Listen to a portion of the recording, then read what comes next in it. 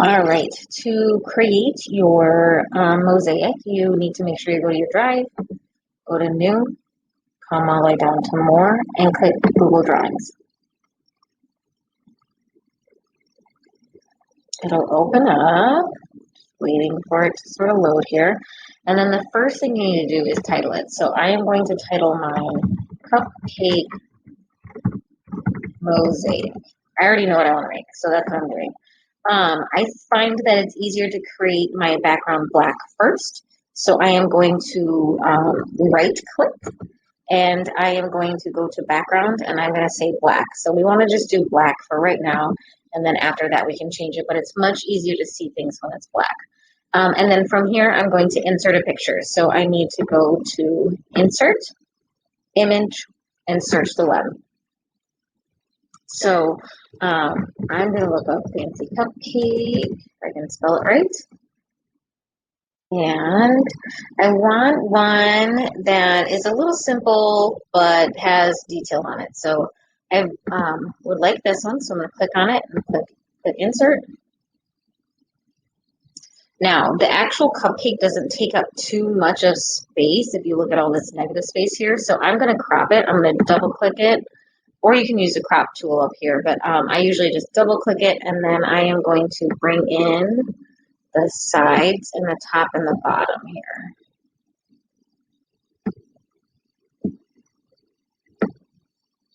All right, and then I press enter when I'm good to go. And then from here, I'm actually going to make it fill up as much of the page as possible so that I don't have a ton of negative space. So there we go. From here, this is where you can start adding your polygon lines on. I would totally suggest zooming in. Like I'm zooming in, I'm actually going to zoom in again. I find it really easy to work when it's close up. I can get the shapes that I want. After I've zoomed in on the part that I'm gonna do, I'm gonna start with the strawberry first. Then I'm going to come up to the line tool here, and I want to pick polyline. And this is what's going to make these nice angled edges. It's also going to make a closed shape. If you use anything else, it's not going to make a closed shape, and then you won't have your colors. So you have to use polyline. From here, you can't pick your colors just yet. You have to do your first shape, and then you can pick colors. So I'm going to come on the side of the seed here, and I'm going to come down, and I'm going to start making this shape. Once I have this closed shape, then I can change the color. Obviously, I do not want this blue-gray because it's not the color of a strawberry. I'm going to keep my border color black. You can change it to whatever you like. Like pink would actually probably look good with this whole cupcake here. But I think I'm going to keep mine black just for more of a traditional feel. Ooh, couldn't say that word. And then I'm going to, I love all these different reds and pinks here. You could always custom color if you can't find what you want.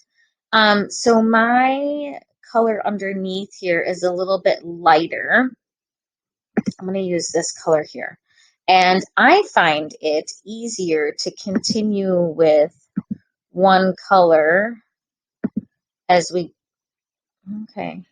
And sometimes I feel like it doesn't click, so you have to go back.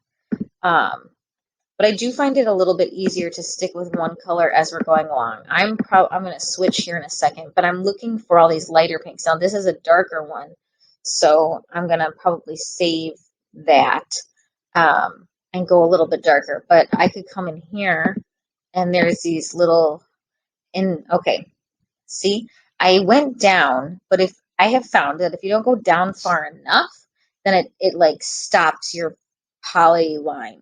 So you can't do that. So when it does that, I just press delete and then it goes away.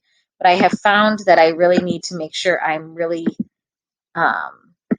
making those areas a little bit distinguished from the last point. Like it needs to have space. But then it always goes back, for me, it always goes back to this original color. So then I need to come back here and change it. But after that, I can come in and I can say, okay, so there's some area here that needs filled in. There's some area here that's a little bit lighter. And as you can see, I'm just sort of going around and picking colors that are similar to this color. If I ever wanted to go and edit the piece, like maybe I didn't feel like this was close enough, I can go back to my select tool here and I can double click on it, and then you can see I have all these little vector points, remember from our other projects? So if I wanted to, I can make this vector point like come way out here if I wanted to. If you don't like it, you can always do Control Z, or you do have the undo and redo buttons here. You can also just click on the shape and then you're able to move it around if you would like to. So that's always an option. So I'm going to continue and I'm going to make a couple more shapes here. I will tell you, you are going to need at least 100 shapes. So your shapes need to be small. They don't need to be giant. That defeats the purpose of having a mosaic. A mosaic does not have a bunch of big lines in here. Oh, that one was really far away, so I'm probably going to need to come in here and edit that. Though it's getting a little bit more red right there, so I can probably bring that down. But I don't like how this point was so close there.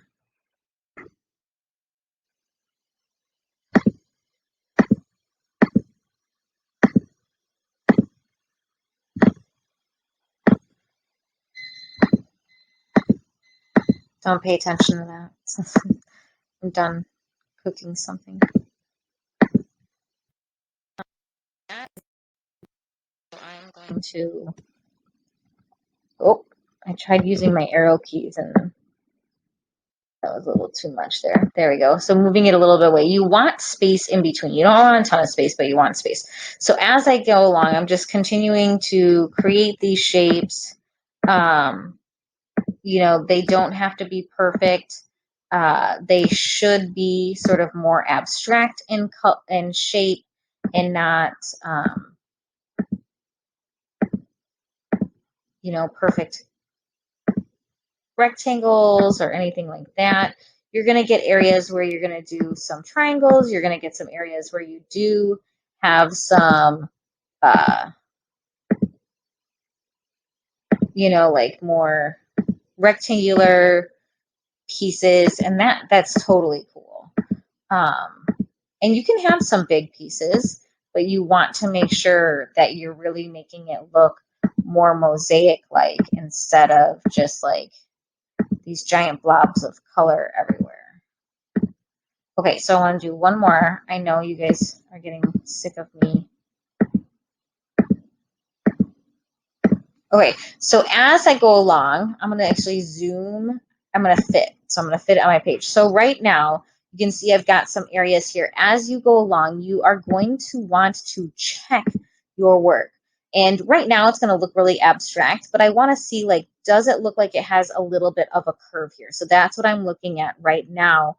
I'm not going to be able to tell that it's a strawberry, but, you know, we can go from there. So sometimes people will take their picture and like move it away, which is totally okay. So that doesn't look bad, that curve right there. It doesn't look bad. And you can see these big areas that I left for the seeds are looking pretty good. And I don't know if I'm going to fill them in with a color or just maybe leave them black, because I'm thinking I'm going to leave the background black. But again, I don't know. We're going to have to see what it looks like when it's done. So if you move your picture, don't try to come and drag it back over and finagle it to fit. All you need to do is come here and do the undo button, and then it's back. All right, so don't try to drag it and really fit it into place. That is going to drive you nuts. The other thing you can do is click on it and press delete, and then you have just your thing that you've created there, and then you can press the undo button and it's back. But doing your polylines from out here is a pain in the butt. So make sure you zoom in. All right, so I zoomed in twice before. I'm going to zoom in twice again. It makes it so much easier to see what you are doing. Really look at your colors. It's going to make a world of a difference. changing your colors. So I have 4 colors already, and it's just on the little top of this strawberry. I know when I get to my frosting here, I am going to have to do a custom color. All right, so let's do that real quick. So we're just going to do a little space over here. Let's say that's my shape. It's not that red at all. So I'm going to have to come down here and do custom color. And from here, I can go all the way down to where my pinks are. And you have to be careful. So I have more of a reddish pink. So I don't want to have more of a purpley pink. I want more of a reddish pink here. But I want to get it over here. I think it still needs to be a little bit more red. Yeah. So unfortunately, you can't, like on other programs where you could like click in here and like figure out what color is. It does have a hex number though. So if you had like a color that you really loved, you can go on Google and say like hex number of turquoise, and it will give you the hex number, and then you just copy and paste it in here and it'll get the color you want. So that's another really nice tip. If you have a color that you can't get, but you know that it's that color, you can look it up on Google. They'll give you any hex number that you want. But I'm thinking it's going to be around this color, and we got to see. That's pretty close. So I can continue with my polyline once I deselect what I just had there, and continue to make these shapes here and fill it in. So it went back to this bluish gray color, but my custom color is down here. So I can just click on that, and then I'll have it right back. But that was a little too close in there. So just remember that. But I would definitely start, I would have to make a couple different custom colors. I would have to make a couple, like a color for here, a color for here, and this darker area color. So I would have to have a couple, but as you can see, if we click on here and we get this color back up, there can be a line here. So there's gonna, which will be nice once I get it set, then I'll have all of my custom colors right there. But that is what you're going to do for your mosaic. You're going to continue to work, continue to you know, come in here, make these little shapes, go around, deleting your picture or moving it out of the way so you can see what it actually looks like. And that is what you are going to do. So have fun. This should be sort of a relaxing piece. It should be fun. You're just making shapes and adding color on it, but it turns out super, super cool.